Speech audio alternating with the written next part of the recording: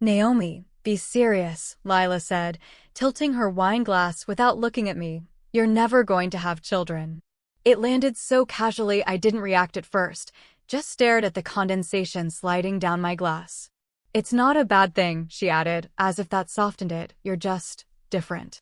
Everyone at the table chuckled, even my mother, who nodded like Lila had just read a weather forecast. And for a second, just a second, I wondered if they'd been saying it behind my back this whole time, waiting for someone brave enough to say it out loud. Wow, I said, the words slipping out before I could dress it in politeness. My sister smiled, pleased with herself. What? She said, pretending she didn't know exactly what. It's not like you've ever been the maternal one. The room filled with a low, buzzing laughter, the kind people use when they don't want to admit a line's been crossed. My cousin muttered something about how I was too busy being fabulous anyway. My mom, still chewing, just added, how can someone raise a child if they can't even keep their life stable? And that was the moment I knew I wasn't their disappointment, I was their entertainment.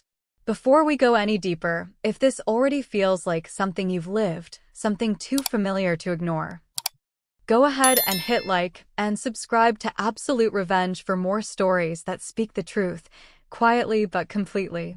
Your support lets us keep telling what others leave unsaid. I don't remember the rest of the meal, not really. The conversations blurred, names and updates and vacation plans, all smoothed over by wine and performance. But my body remembers. How I kept cutting into the same piece of fish without ever eating it, how the air felt tighter, like the walls had leaned in a little. I remember Lila bouncing her baby on her hip while telling me I'd make an amazing aunt. I remember thinking, these people don't see me. They've made a version of me that fits their story, and they've locked me inside her. Later in the kitchen, I asked her quiet, no audience this time, did you mean that? About me not having kids. She was wiping down the counter, still smiling. I mean, Naomi, come on. You told me yourself after Ezra that you didn't think you were cut out for it. My stomach dropped. I hadn't said that. I'd said I was scared. I'd said I didn't know if I could do it alone. That was different, I said. That was, but she cut me off. You were lucky, honestly. Some of us didn't get choices like that. I stood there, watching her stack leftovers into containers like she hadn't just thrown Ezra in my face. I hadn't spoken that name in 2 years, hadn't told anyone about the appointment I went to last fall, the quiet way the doctor said my chances were slim, how I left without crying because part of me already knew. Lila didn't know any of that. She just knew how to use the version of me she remembered, the one who flinched when holding newborns, the one who left baby showers early, and use it like evidence. The ride home was silent, no music. Just the low hum of the freeway and my hands clenching the wheel tighter than I meant to. I thought of my mother's face, how her mouth had twitched like she wanted to say something, but didn't. I thought about how many times I'd tried to show up, even when it hurt. How many birthdays, holidays, casual drop-ins I'd attended, all while carrying this unspoken truth. I had once been pregnant. I had once imagined a life. I had once grieved something no one else knew existed. And still, somehow, I ended up being the joke. When I unlocked my apartment, the air felt cooler than it should have. My space, quiet and imperfect, greeted me like an old friend. I didn't cry. I made tea. I sat in the dark and lit a candle, not for anything symbolic, just for the warmth. And I whispered, not to anyone, not even to Ezra, just to the room, I'm not broken. The words came out low and uneven, but I believed them more than I thought I would. I wasn't broken. I just wasn't like them. And for the first time, that felt like a kind of freedom. The next morning, I texted Lila. Just 3 words, that wasn't okay. She left it on read for hours, then replied with, I didn't mean it like that, which somehow made it worse, because of course she meant it like that. Meaning it wasn't the issue, it was knowing she could say it in front of everyone and no one would stop her. I stared at the text while brushing my teeth, wondering if this was what people meant by invisible, not being unseen exactly, but being seen only through someone else's version of you, like you're a mirror they've already decided is warped. At work, I barely spoke. I filed reports, answered emails, nodded in meetings, but the noise inside my head was louder than anything else. Ezra kept flickering through my thoughts, that soft name I'd only ever said to myself, never to anyone else. I'd chosen it because it felt whole, round and quiet, like something you hold close. I never told my family, never said anything past the first trimester, because I already knew how they'd react. My mother would have called it irresponsible, my sister would have called it drama, and my father wouldn't have said anything at all. It wasn't like I didn't want the baby. That's the part people don't understand. I wanted him with a kind of ache that lived under my ribs, quiet but constant. But wanting doesn't build a life, doesn't pay rent or create stability. Ezra's father disappeared the moment the test turned positive, and by week 12, I was bleeding on the bathroom floor alone. I remember calling my doctor, voice too calm, saying, "I think it's over," and she told me to come in, and I did, and no one from my family ever knew, because I didn't want their pity wrapped in judgment. That loss became something private, something sacred almost, a name I whispered when the apartment was too quiet, a name I sometimes wrote in the margins of books I didn't finish. It wasn't grief in the traditional way, more like carrying around a shape no one else could see, a shadow that curled behind me but never spoke. I never told Lila because she would have used it like she used everything else. Twisted it into a narrative about my unstable patterns, my inability to commit, my free-spirited lifestyle. She would have turned it into a joke, and Ezra deserved better than that. Around noon, my coworker Lana tapped my desk. "You good?" she asked, eyes kind but searching. I nodded too quickly, then said, "Family dinner last night, and that was enough." She made a face, the kind that says she understands without needing the details, then handed me her chocolate bar. "Emergency kit," she said. I almost cried, which surprised me. Sometimes kindness makes the wall crack, not cruelty. I kept the chocolate in my drawer, didn't eat it, just needed it there, like proof that someone saw me as more than a problem to be solved or a joke to laugh at. That night, I looked through old notebooks. I found the one I kept during that winter, the one where I wrote Ezra's name over and over in cursive, block letters, once in tiny print along the spiral edge. I traced my finger over the page and whispered, "I didn't forget you," and I hadn't. I just learned how to tuck him into the places people didn't ask about. I used to imagine telling him stories, not fairy tales, just real ones, about growing up, about being different, about being underestimated and still building a life, still waking up each day and choosing to stay. I used to think I'd be a terrible mother, that I'd forget to pack lunches or lose patience during meltdowns, that I wouldn't know the right lullabies or how to braid hair. But I think what scared me more was the idea that maybe I'd be good at it and no one would ever see it, because my life didn't look the way they thought it should. Motherhood, to them, was a checklist: husband, house, stroller with cup holders. But for me, it had been one heartbeat, one choice, one ache I carried without asking for permission or applause.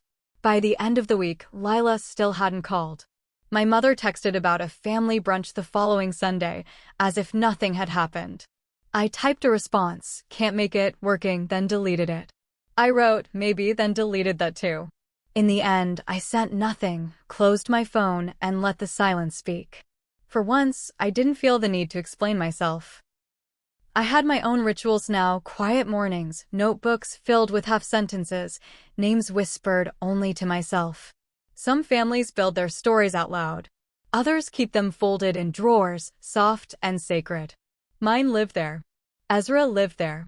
3 months passed before Lila called, voice thin and cracking, like it had been run through too many apologies before reaching me. "I didn't know who else to call," she said, skipping hello. "James left." I sat in the parking lot outside the pharmacy, keys still in the ignition, listening to her breathe like she was trying not to break.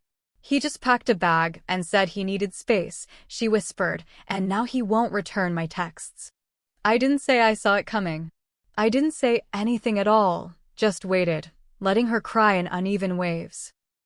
I went over that evening, more out of muscle memory than anything else, driving the same route I used to take when she had her first baby, when she was still scared, still open. The house smelled like formula and dry shampoo, baby toys scattered like confession. She looked smaller somehow, curled on the couch with her legs pulled to her chest, mascara smudged just slightly. "You want tea?" I asked, walking to her kitchen like I'd lived there. "Please," she said, and her voice cracked again, so I opened cupboards without asking, trying to remember where she kept the mugs. We didn't talk about what she said that night at dinner, or about Ezra, or about anything sharp. She told me James had been distant for months, how he'd started sleeping in the guest room, how their daughter, Emma, had stopped asking for him at bedtime. "I thought it would get better," she said, staring at the tea like it could solve something. "I thought if I just kept everything together, he'd come back to himself." I nodded, not offering advice, not offering a silver lining. Sometimes it hurts more when someone tries to fix what you need to mourn first. The next few weeks, I came by more often. Sometimes to help fold laundry, sometimes just to sit beside her on the couch while Emma napped. We watched bad reality shows and shared takeout, and slowly, the silence between us shifted, less brittle now, more like something softening. One night, she said, "I keep thinking I did something wrong. Like maybe if I'd been more interesting or more forgiving," or I cut her off gently, "You didn't break this alone." She didn't cry this time, just leaned her head against my shoulder, her voice smaller now. "I don't know who I am without him." I didn't tell her that I did. That I had learned, painfully and privately, how to build a life without being tethered to someone else's stability. That I had spent years rebuilding my sense of self from things no one clapped for: small routines, quiet resilience, a rented apartment that felt like peace. Instead, I said, "You're still you. Even in this." She closed her eyes, nodded once. I didn't know if she believed me, but maybe part of her wanted to. That was enough for now. You can't rush someone into themselves. You just keep showing up until they start to return. My mother began calling too, her voice suddenly full of soft concern. "Lila's struggling," she said, as if it were a community project, as if love was a group effort she could assign to me. "She listens to you.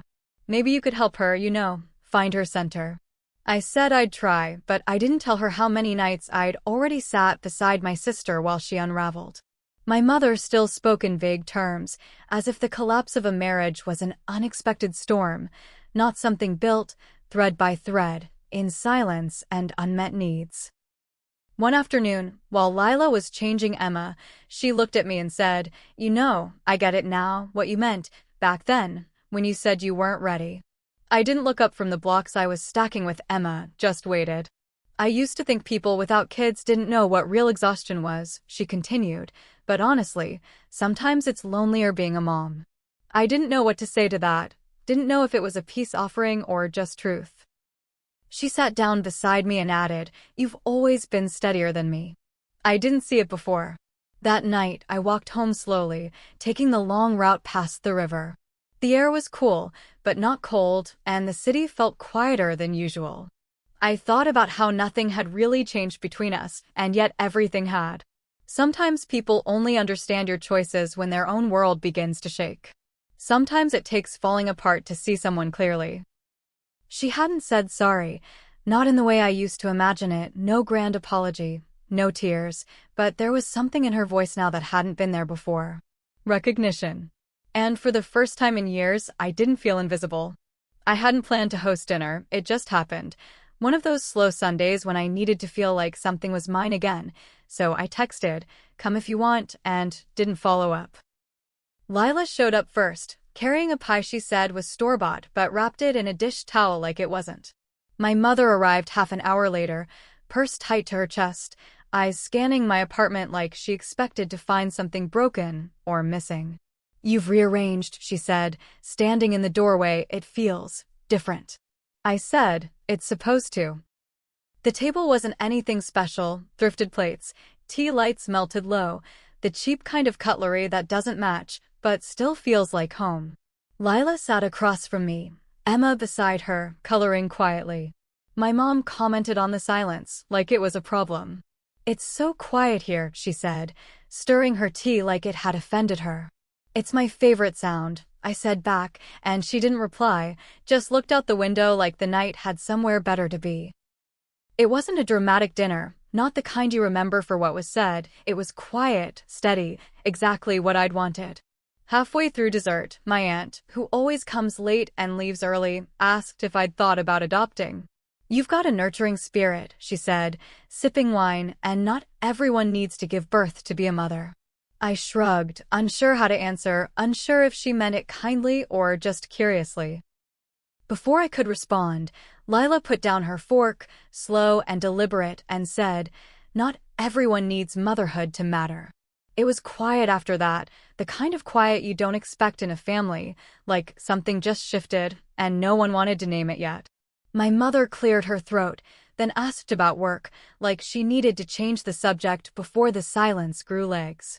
I answered simply, talked about my new client, the gallery show I was helping with. My voice stayed even, but I could feel Lila watching me, really watching, not scanning for flaws or waiting to interrupt. Later, as we cleared dishes, she handed me a wine glass and said, "You seem different." I dried it slowly, glanced up. "How so?" She hesitated, then smiled, small and real. "More like yourself," she said. "I think I like this version." When they left, my apartment felt warm in a way I hadn't felt in a long time. Not crowded, not heavy, just full enough. I cleaned slowly, stacking plates, wiping the counters, saving Lila's pie like it meant something now. I found one of Emma's crayons under the chair, the blue one, peeled and dull, and I kept it. Not because it was sentimental, but because it had been used, left behind like a tiny signature. I sat with that for a moment, letting the quiet settle again. The kind of quiet that says, even if you're alone, you're not lonely. Later that week, Lila sent me a photo of Emma holding a drawing, two stick figures labeled "Me" and "Aunt Nomi," with crooked hearts floating between them. She didn't add a caption, just sent the image, and I stared at it longer than I meant to. There are moments that rewrite something you thought was already written. This felt like one. I didn't reply right away, just saved it, let it sit on my screen like it belonged there. When I finally responded, all I wrote was, "Tell her I love her too," and that was enough. The following Sunday, my mother called and asked if I'd come to brunch. I said maybe. She asked if I'd bring anything. I said I'd think about it. She paused, then said, "You know, I never thanked you for helping your sister." I didn't say she'd never asked if I was okay during that time, didn't remind her that showing up quietly isn't the same as being invisible. I just said, "You're welcome," and let the silence linger. It wasn't forgiveness exactly, but it was something close, the beginning of something else. Not repair, but recognition. And for now, that was enough. Years passed without announcement, just steady changes, like Emma outgrowing her baby voice, or the way my mother started sitting closer to me at family gatherings. It didn't happen all at once, but slowly, gently, like the ground had shifted and everyone was still learning to walk on it. One afternoon at Lila's, Emma ran to me holding a school project, a paper tree with cut-out leaves, each one labeled with someone she loved. I found my name, Aunt Nomi, pressed between Mom and Grandma, and Lila, wiping her hands on a dish towel, said quietly, "She wanted you near the roots." I laughed, almost startled, but it stayed with me longer than I expected. That tree, those paper leaves, her little scrawled handwriting. It felt like something had arrived, something I never expected to get from this life, but did anyway. At work, a new hire asked if I had kids, and before I could answer, my manager said, "Naomi's practically a second mom to her niece," like it was common knowledge, like it was true. I didn't correct him. Didn't offer the whole story, just smiled, because sometimes the truth is quieter than we expect, but just as real. I started keeping photos on the fridge, small ones. Emma in her Halloween costume, a Polaroid of Lila and me laughing over spilled tea, even one of my mother, chin tilted upward, mid-laugh.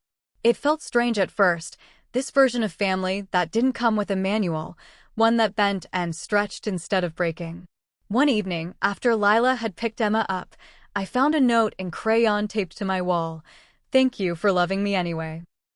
I left it there for weeks, its crooked edges curling in the heat, a little reminder of what soft persistence can grow. On Emma's 8th birthday, Lila pulled me aside in the kitchen, the cake still untouched, the room loud with kids' laughter. "You were right," she said, and I blinked, unsure what she meant. Back then, she clarified, about choices, about love not needing to look a certain way. I didn't get it until now. I didn't answer right away, just handed her a cup of water, watched the way she held it like it was something delicate. "I didn't want to be right," I said eventually. She smiled, a little sad, then nodded. "But you were, and I'm glad you didn't rub it in." My mother started calling more, small things at first, recipes, weather updates, but slowly those calls stretched into something less scripted. One day, without prompt, she said, "I was hard on you. I think I thought if you didn't follow my path, you'd disappear." I didn't say anything, just let her keep going. "But you didn't disappear," she added. "You built something else, something I didn't know how to name." That felt like the closest thing to an apology I'd ever get, and, honestly, it was enough.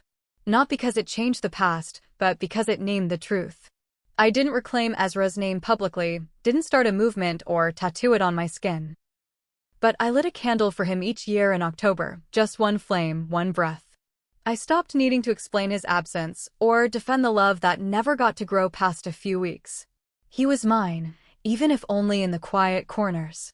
And sometimes, when Emma fell asleep against my shoulder, when her breath slowed and her fingers curled into mine, I'd whisper his name again, not as a wound, but as a blessing that somehow led me here. Legacy, I've learned, isn't always about lineage. Sometimes it's about impact, about how someone feels safer because you showed up, how someone remembers your voice in moments of doubt. I might never be someone's mother in the traditional sense, but I've become the kind of woman Emma calls when she's scared, the one Lila leans on when things crack, the one my mother confides in when her silence gets heavy. And that matters, it holds weight. It's not loud or remarkable, but it's real. It's something I built without their permission, and somehow, without meaning to, they've started to respect it. On a quiet evening, Emma asked if I was ever sad I didn't have kids of my own. I paused, looked at her, then said, "I don't think of it like that. I think life gave me you instead." She smiled, shy and sure, then leaned into me, whispering, "You're my favorite grown-up." And in that moment, nothing felt missing. Not Ezra, not the life I didn't build, not even the approval I once chased. Everything I had was already in the room, warm light, shared breath, the soft rhythm of being known. And for the first time in a long time, I felt whole.